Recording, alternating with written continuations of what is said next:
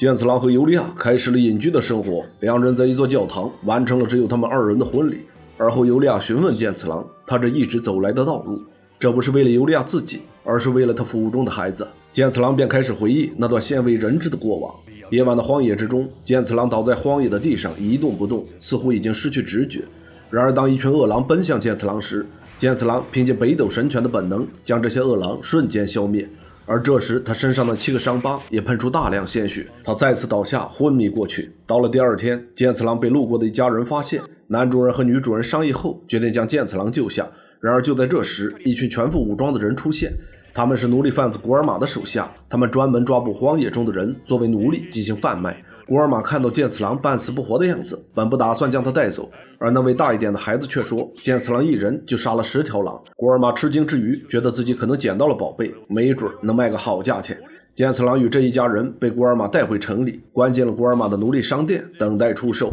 在这里还有一位叫风岩的老僧，他也是古尔玛的奴隶，不过由于腿脚有问题，一直没有人买。此时剑次郎仍在昏迷之中，两个孩子在他身旁轮番照顾。两个孩子的父母眼看自己一家人遭到如此境遇，忍不住流下眼泪，而昏迷的剑次郎似乎也看到这一切，眼中竟然也流下了泪水。古尔玛让手下挂上写有屠狼勇士的牌子，将他放到店门口，想借此名号把剑次郎卖个高价。而这时有人来告诉他，这个城市的将军要见他。古尔玛听后垂头丧气地离开，从他手下的口中得知，这个叫西斯卡的将军以前其实只是电脑软件开发科长，因为全球核爆后，他掌握了城市的污水净化系统，便杀掉其他碍事的人，当上了这个城市的将军。古尔玛因为一直没有上交保护费，被西斯卡羞辱了一番。西斯卡还威胁古尔玛，他的店对面另一个奴隶贩子基尼亚一直想要他的店铺。此时剑次郎从昏迷中醒了过来，当他得知事情的经过后，不禁感叹，没有力量的人就要当奴隶吗？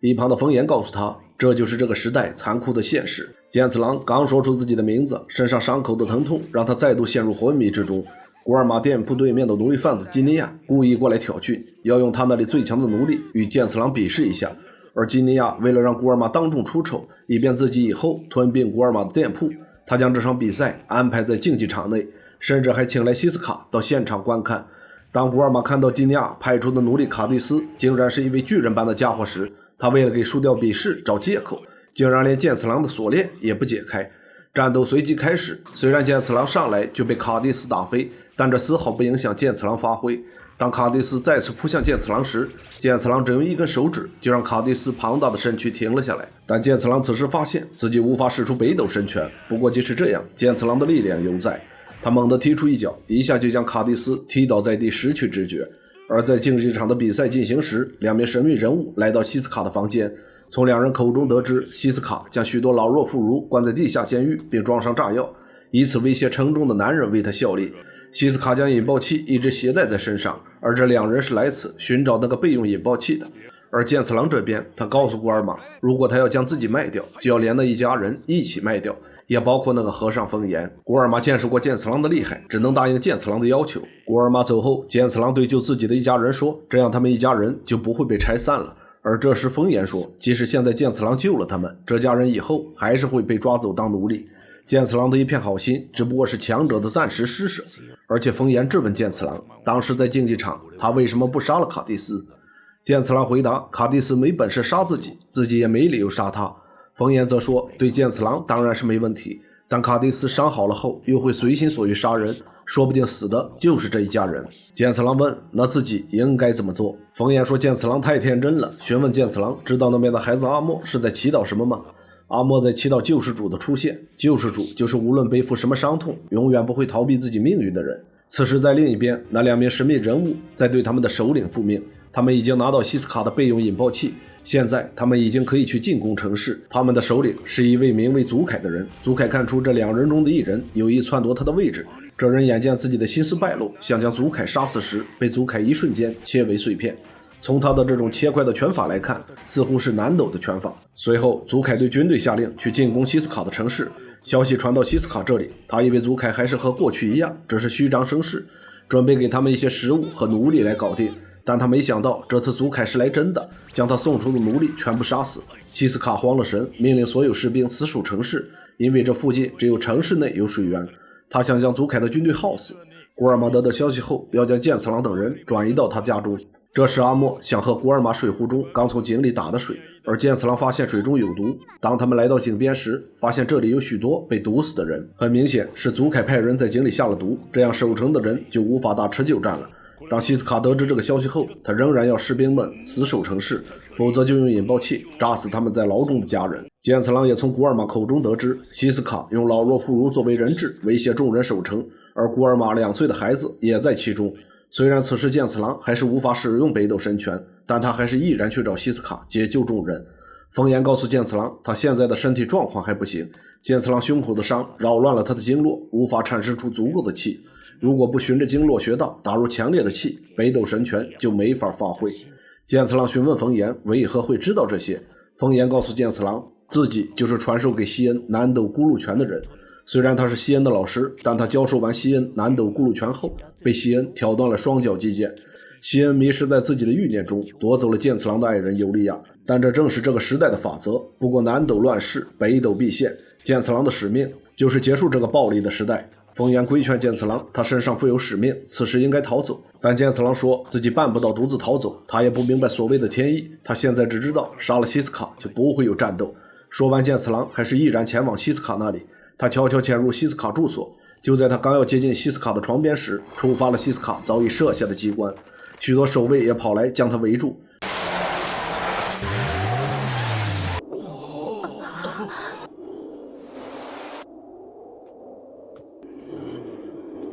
而在城市另一端，祖凯的军队开始了对城市的进攻，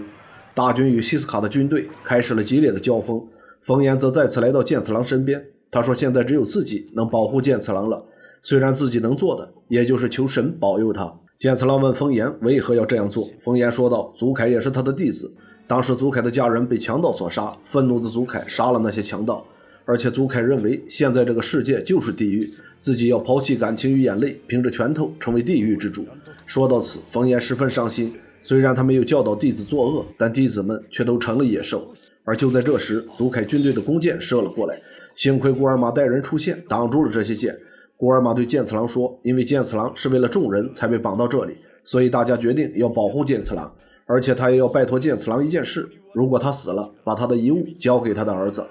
同时古尔玛也告诉了剑次郎，逃出城市的通道就在西斯卡城堡下的地下枯井，人质也都在那里。说完这些，古尔玛身中数箭而死。风言对剑次郎说，这是上天要他活下去，为了让剑次郎完成他的使命。这话让剑次郎想起了以前的事。那天龙泉将剑次郎叫到面前，告诉剑次郎他听到了上天的声音，龙泉让剑次郎传承自己的衣钵，成为北斗神拳的传人。剑次郎不解地问，为什么不是拉欧或者托奇？龙泉告诉他，虽然现在剑次郎无法胜过2人，但在剑次郎身上有一种其他人没有的人性。北斗神拳是死神之拳，死神不会因为私欲而杀人，因此其本性必须继续人性。如果被野心、嫉妒、憎恶等本能所驱使，那便会堕入魔道。既为死神，又为人类是痛苦的，能背负那份命运的人只有剑次郎。而到了现在，剑次郎才终于真正明白当时龙泉所说的那些话，明白了自己作为北斗神拳传人的宿命。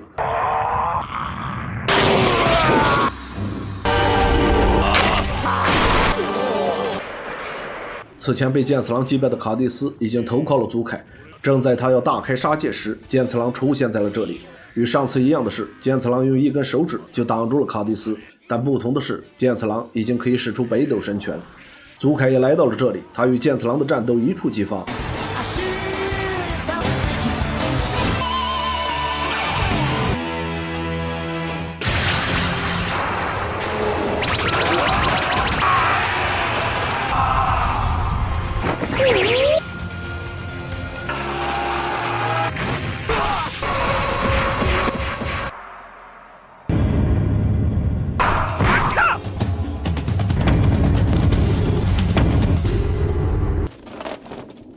城市的另一端，祖凯的手下已经再次潜入西斯卡的房间，并将西斯卡随身携带的引爆器拿到手上。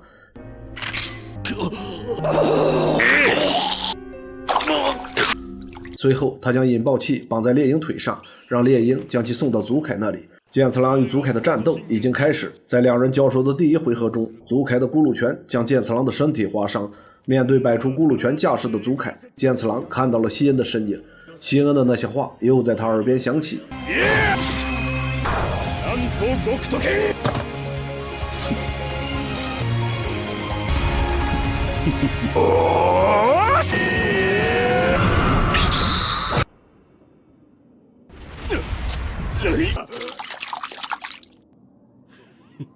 时带着引爆器的猎鹰飞到祖凯这里，祖凯将引爆器扔给剑次郎，他说西斯卡已经死了，现在自己把这座城市交给剑次郎，因为剑次郎内心没有邪念，而他会在地狱看着天真的剑次郎究竟能走多远。说完祖凯便死去了，而看到自己的首领不敌剑次郎，祖凯的手下纷纷逃走，这个城市的人们则都跑向地下监狱去救自己的亲人，也包括救了剑次郎的丹和他的父亲。然而在西斯卡这里，他的引爆装置其实不止2个，在他临死前，他按下了隐藏在椅子扶手上的引爆器，随着一阵剧烈的爆炸，整个城市瞬间化为一片废墟。剑次郎从废墟中爬出后，眼中所看到的都是爆炸中死去的人，在跌跌撞撞中，他看到了重伤的风岩，风岩让他带着希望活下去，成为这个沉沦世界的救世之主。剑次郎最终背负起这份责任，成为这乱世之中的一方英雄。